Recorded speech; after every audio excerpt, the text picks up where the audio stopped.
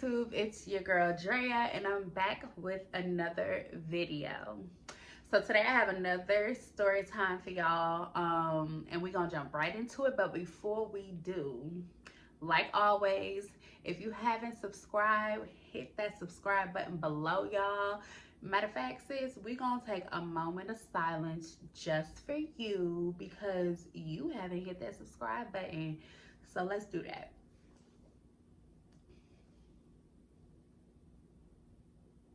Okay, hopefully you did that.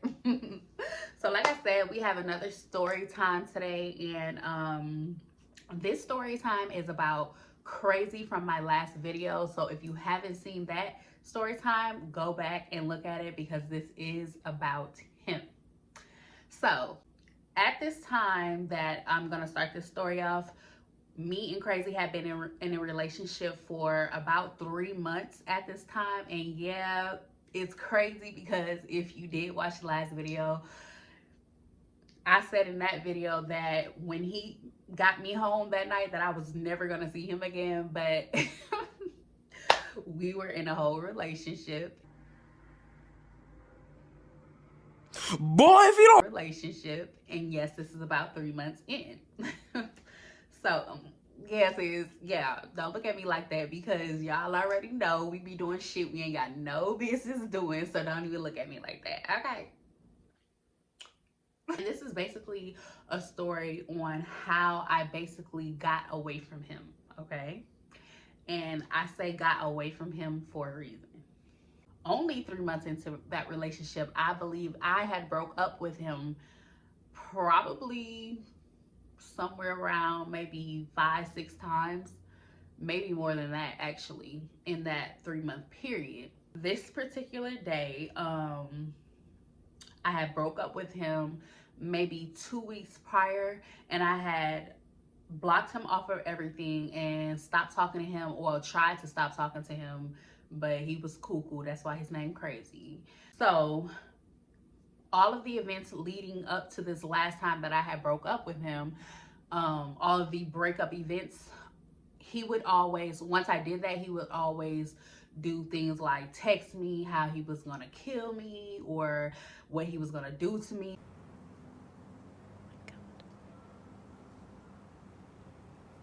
Oh my God. Or how he was gonna be waiting outside of my job or outside of my house when I got off work. And at this time, I bartended, so I worked late, and you know, I went home late by myself, always alone. You know what I mean? Getting in and out of my car because of, you know, I was a single mom trying to get away from his crazy behind, and you know, so I was just always alone.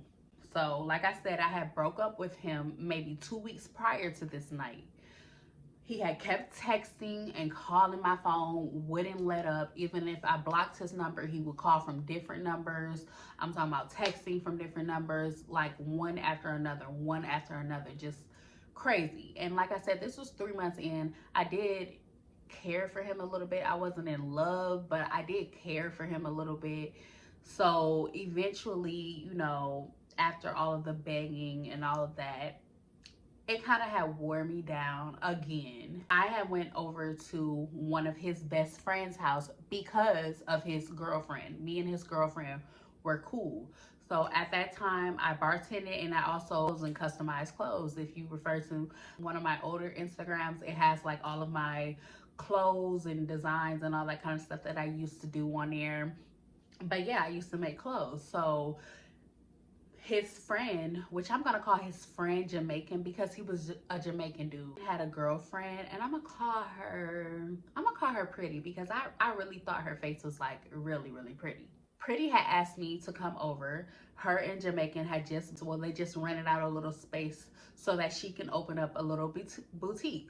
So she asked me to come over because she bought a sewing machine and she wanted me to like teach her the basics on how to, you know, sew clothes, and so she can customize some things and make them her own and just do little different things. So she asked me to come over. Now, mind you, on this day, like I said, me and Crazy had broke up maybe 2 weeks prior, but we were kind of making back up. So that day that I went over to Pretty and Jamaican's house, that was the first day that me and Crazy were supposed to meet back up later that night. Like I said, I went over to Pretty's house and I'm showing her how to sew on the machine and everything. But at the same time, her boyfriend Jamaican, him and Crazy were like best friends. They were literally like best friends. Well, he had said to me multiple times that he was going to meet up with Crazy later on that night around 6 p.m.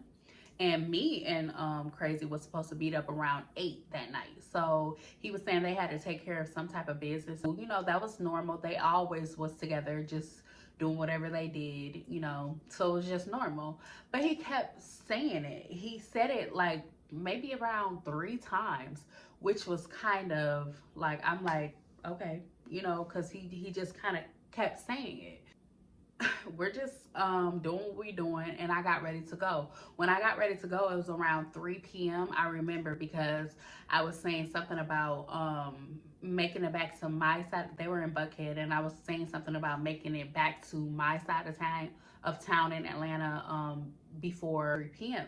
So I started to pack up, and he had even said it again one more time before I left, and I had even said like, "Why you keep saying that?" Okay, you know, I had made a little joke because he kept repeating it, you know. So I left, and I'm on the way home. I took all of my sewing machine and everything back into my house and got back into my car, but I was going somewhere when Pretty called my phone. And this is around maybe, oh no, I'm tripping. I had got back home, took my sewing machine in the house, did whatever, you know, I did there. And it was close to the time that I was getting ready to leave out to go meet with my boyfriend. So this is around maybe 7, maybe. Pretty had called me and she was like, "Hey, do you know what happened to Crazy?" And I was like, "No, what happened?" Because, you know, I hadn't talked to him and I didn't know what was going on. So I'm like, "No, what happened?" And she was like, "Girl, he just got raided. He just got locked up." And I was like, "What?"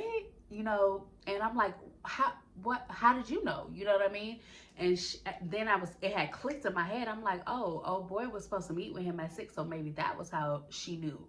But she had said, when I asked that question, she had paused for a minute first. It was like, G told me.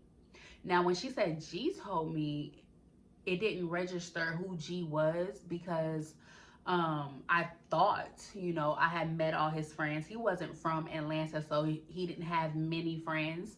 So I thought I had met all of his friends and everything, but I guess not. When she said G, I didn't think anything of it. I was just like, oh, maybe I just hadn't met him before.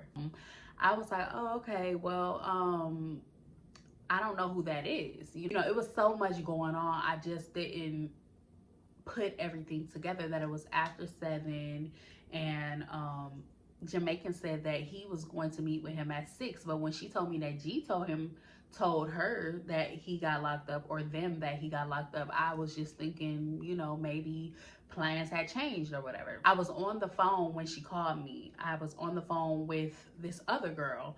So I had clicked, after I got off the phone with Pretty, I had clicked back over and was talking to the girl I was on the phone with. And she was like, "Oh, my boyfriend just got locked up, so I can tell you exactly where to go." Like, you know, he had just got locked up. It was a felon charge, what he got locked up for. So he did go to a federal building. She was like, "Come and get me, and I'll take you down there and show you what you need to do and everything." So I'm like, "Okay, bet, cool." So I went and got her, and we went downtown to the federal building, and we went in and talked to the people, and they told us that his hearing was actually that same day. He had a bond hearing. So it was actually that same day. So we went to it. So when we went in, they didn't give him a bond. They said that he was a flight risk from previous situations, and he was, I don't know if it was a 1 or 2 time felon, but he did already have a felony. So yeah, those are the type of people that I mess with. But I can honestly say that I didn't know this about him. And that's why it is so vital to really do some research on who it is that you're messing with, because I'm gonna get to that, okay? But it's very vital that you do your research. So we went down there, and like I said, they didn't grant him a bond because of previous, situations with him. So he did get locked up. Back to the phone situation with Pretty and Jamaican. So like I said, when I had talked to her on the phone, she was basically telling me that someone named G told her what had happened. I asked her what happened to Jamaican going to meet with him, and she said that plans had changed, basically that he didn't end up going to meet with him. So I was like, oh, okay, cool. So after all of that happened, after the bond hearing and everything, me and the girl I was on the phone with, we had left. So he stayed at the top of a warehouse, and the warehouse was located downtown Atlanta, and his landlord stayed at the bottom of the warehouse, the person who owned the entire warehouse. So he had called me. That's what it was.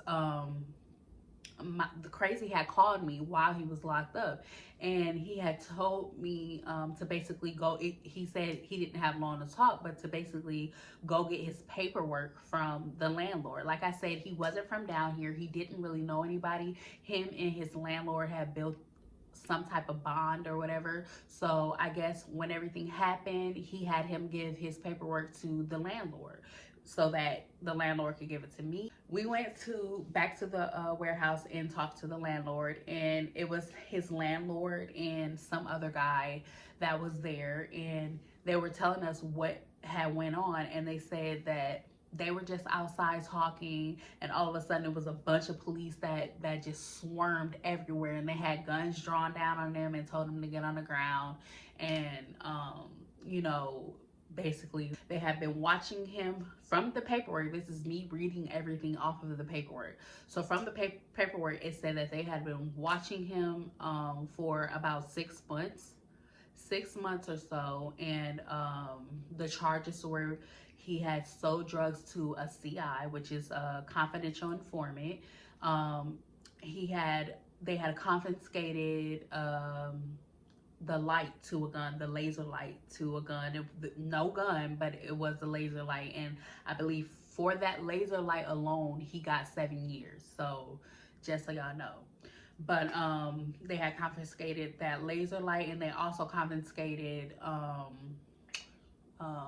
other drugs, some other heroin.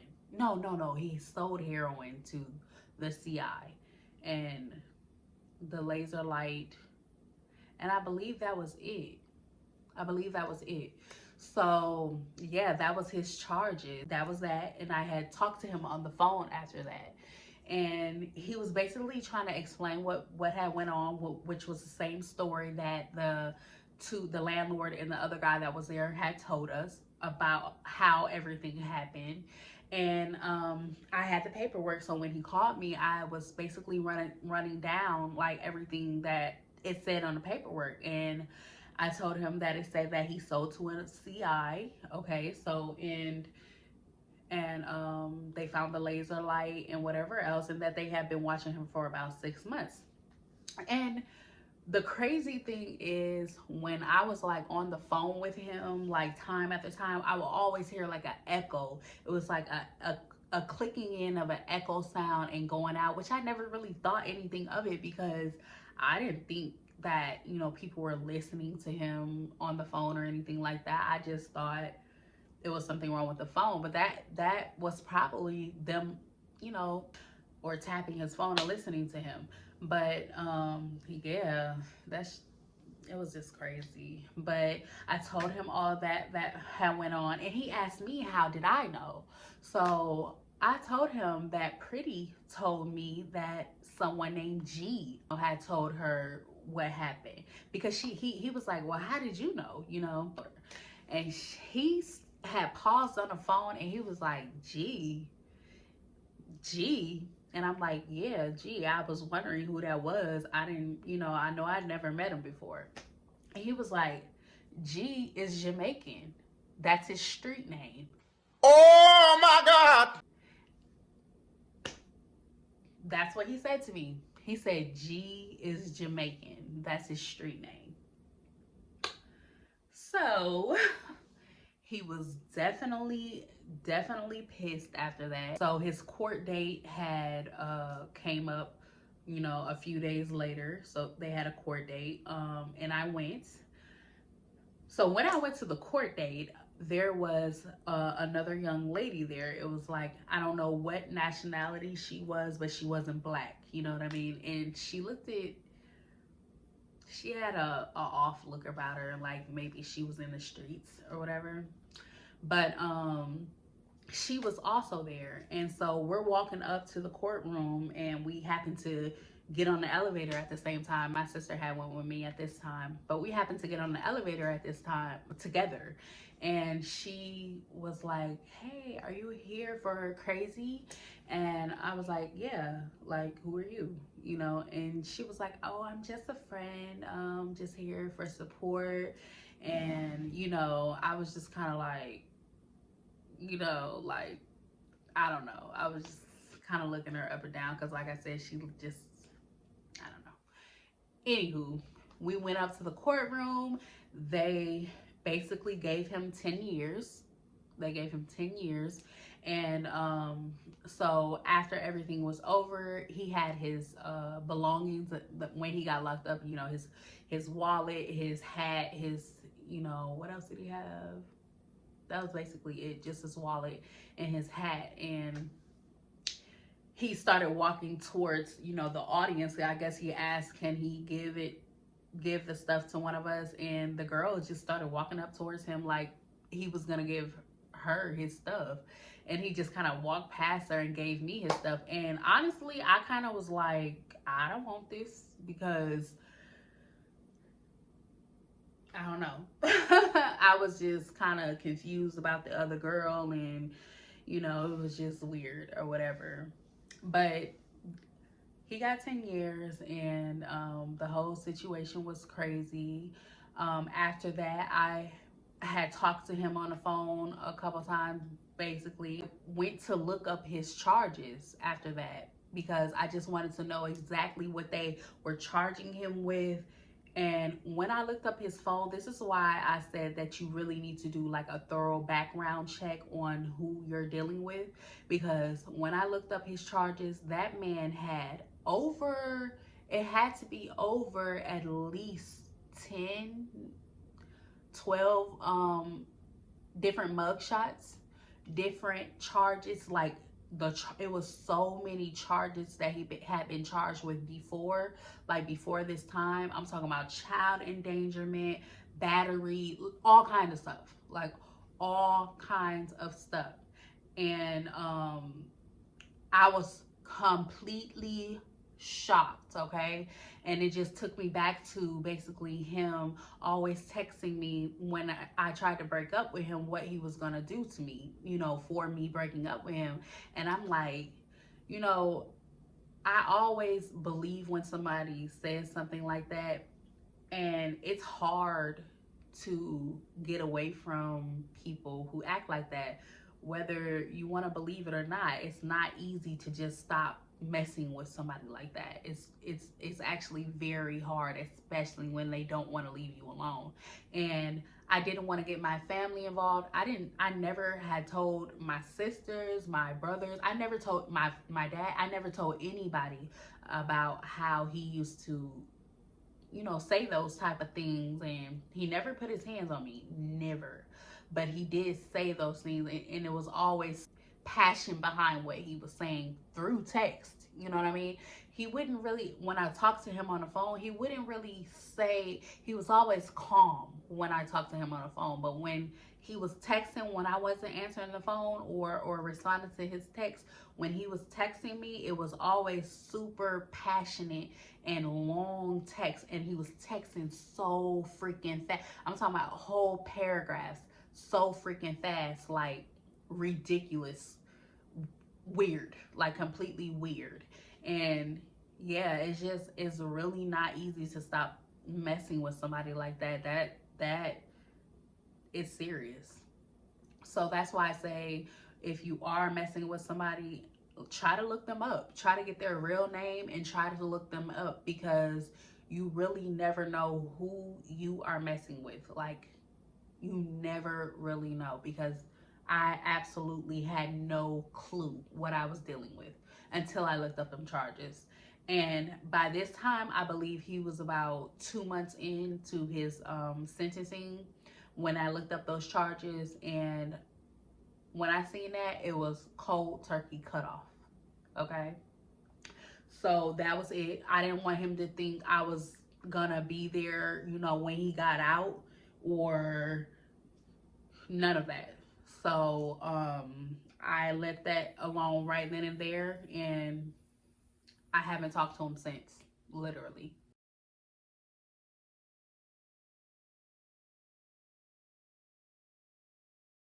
That is my story time for today. Like I said, if you're dealing with somebody like that, I would definitely say to tell someone and let them know what's going on, because if something does happen to you, at least they know, you know, where they should start looking. You know what I mean?